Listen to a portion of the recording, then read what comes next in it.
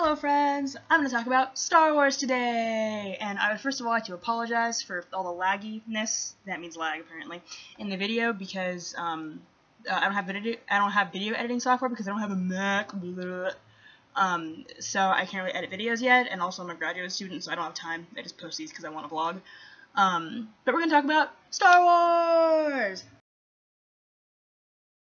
Okay, so the trailer came out on Monday, and I got back from work at 10 o'clock p.m. and I watched it 4 times in a row in my bathroom because I didn't want to get comfortable. I just wanted to watch the trailer. I watched it 4 times in a row, then watched it 4 more times during breakfast the next morning. I was obsessed. I still am. I just finished watching it before I made this video. So the first thing I want to talk about in it is the music. So I'm a band geek, love that kind of thing. Love it so much, and the fact that they got John Williams back is it's such a huge deal that they got him back. I'm pretty sure that J.J. Abrams approached his usual composing partner, Michael Giacchino, who did Up and did The Incredibles and did both Star Trek movies. And Michael Giacchino, this is not IMDb by the way, Michael Giacchino is like, no, I don't want to do it. It's John Williams' job, and the music was on point.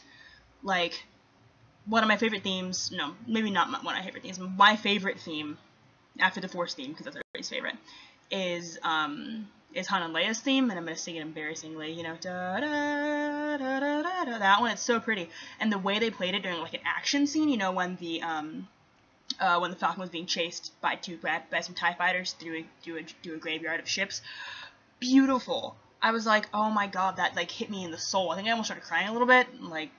I wasn't even born when Star Wars came out. I wasn't born to see the originals, but I almost cried when that part played because it was so gorgeous. And then the way that you have the Force theme playing, but a really doomy version over Kylo Ren and some stormtroopers, beautiful. That was just amazing.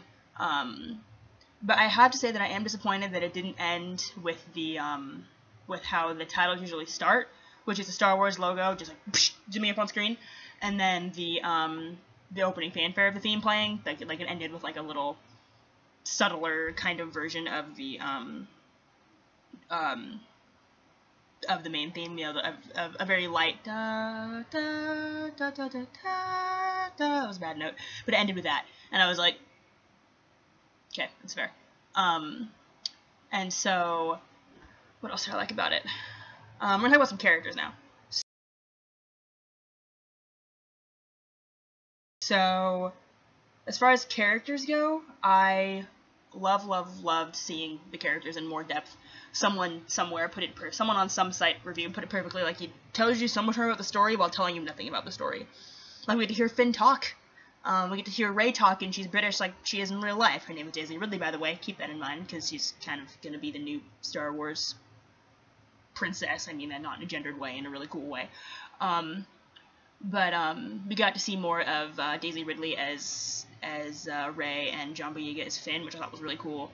And Rey is obviously a scavenger, probably an orphan, maybe the kid of someone important, but I kind of hope not, because that would be kind of cheesy, but kind of not. But you see Rey, the scavenger, who's making it on her own, with the cute little ball droid. He was so cute with his little roly deal. We get to see her, and we get to see more of Finn, who's clearly a crashed and then disillusioned and confused stormtrooper. So I think that's a pretty cool story arc for someone to follow. So I really love seeing more of them. We get to see them talk and interact a little bit, and clearly I feel like they're obviously going to become close, and the poster says volumes. I also wonder who's going to be the Jedi, because if you guys have seen the poster, and if I could do editing software, I'd cut it right here and put the poster up. Rey is armed with her staff, which is superimposed upon Kylo Ren's lightsaber at the same angle, so there's an implication of contrast there, but no indication that she's going to be a Jedi. But John Boyega is definitely holding a lightsaber, so either he's a Jedi, or we've been red herring really hard, and we're going to lose the only bad Jedi since Mace Windu, which is a shame. But I want them both to be Jedi, but I think it's cool if she has she has Force, but not lightsaber skills, but then his Force skills are kind of weak, but he's really good with lightsaber. That'd be the coolest thing. Also, a little bit about Poe Dameron, played by Oscar Isaac. We see a little bit of him, but not a lot. he'll clearly be important, maybe like Wedge Antilles, but with like more stuff to do, which is pretty cool. You get to see a little bit of him being tortured by Kylo Ren. Then of course you get to see Kylo Ren, who I can't get over the fact that he's played by Adam Driver. Like, Adam Driver is their love interest from Girls and the weird best friend of Daniel Radcliffe in the rom-com What If. Like, I can't see him as a villain, but he's a really good actor, so I'm excited to see what he kind of does with it. But he sounds really interesting as a villain. Like, they do an interesting job of mixing his voice, which I thought was kind of cool. He sounds like himself, but like not, and a little bit Vader-y, but not so Vader-y that it's weird. But clearly he worships Vader. Like, he looks at the creepy, crushed helmet of his face and says, "I'll finish what you started." And I'm like, what does that even mean? So we'll see what that means. But I think he's really cool. He's exciting as a villain. And then, even though we didn't see her face, we got to see Gwendoline Christie, who's Brienne of Tarth on Game of Thrones. We get to see her as Captain Phasma, who's that lead stormtrooper in the spiffy silver armor. And then, of course, we get to see some returners, obviously. We get to see a ton of Harrison Ford, who still looks wonderful. We get to see him as Han Solo. It's weird seeing him as Han Solo, but old. He's no less cool, but he's, like, differently cool, because he's old now, which is kind of weird to look at. But, yeah, we get to see more of him. We get to see a split second of Leia, which is a shame, because Carrie Fisher is, like, Carrie Fisher's amazing. But we get to see, like, a little tiny bit of her, which is terrible. But she does appear, and either that was a comfort hug, or that was a work-together hug, and they better be friggin' together, or I'm gonna have some words for Lucasfilms.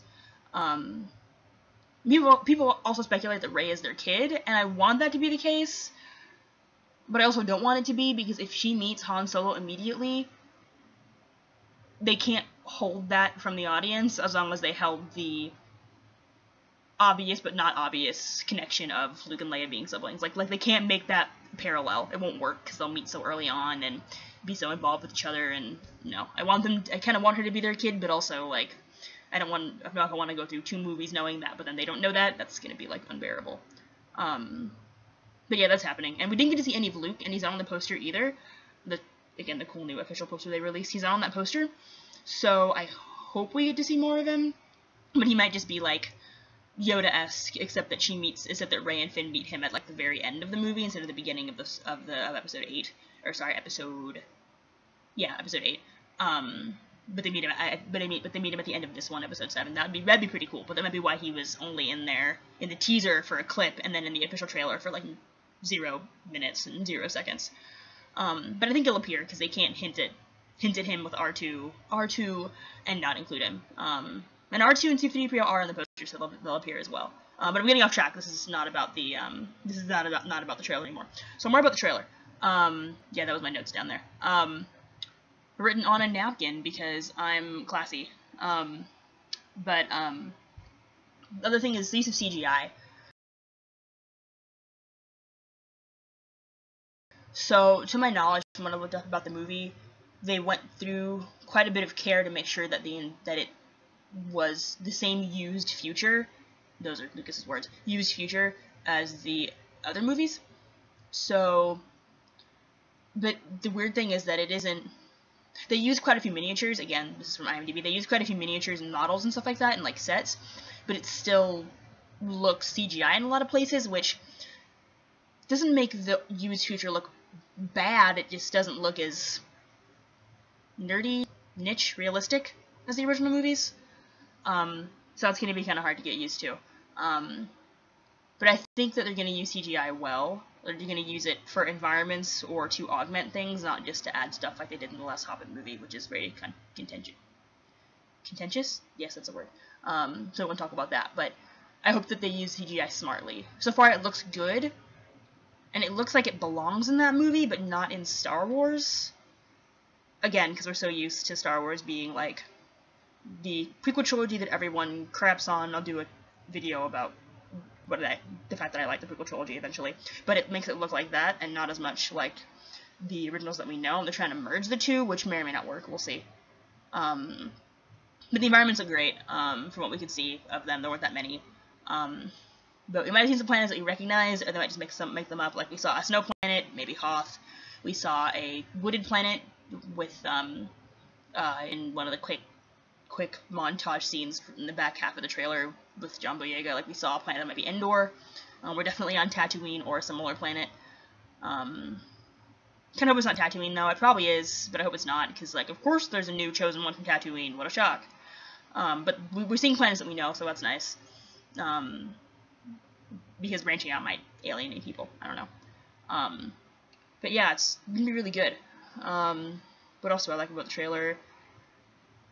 Really, I like just about everything about it. Again, I watched it lots and lots and lots of times. I should probably be ashamed of how often I've watched that freaking trailer. But I'm excited for it. I'm excited for it. I'm gonna see it when I go home for winter break. I'm probably gonna see it twice. And one of my friends has not seen any Star Wars movies. I know, what a travesty. Being my friend, how dare she. But we might have time to watch them before I get home, or when I get home, but we'll probably watch them after we see Episode 7. That'll be a good time for me, because I love watching Star Wars. But yeah, Star Wars.